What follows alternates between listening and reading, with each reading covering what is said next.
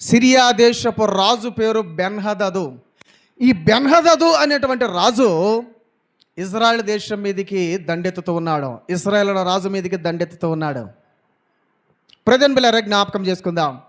ఈ దండెత్తుతున్నటువంటి సందర్భాన ఎప్పుడు పన్నాగం పన్నినా, ఎప్పుడు ప్లాన్ వేసినా, ఎప్పుడు కుతంత్రాలు పన్నినా, ఎప్పుడు అతని మీద దాడి చేయాలని రకరకాలమైనటువంటి దుర్యాలోచన చేసిన వెంటనే రాజుకు తెలిసిపోతుందంట.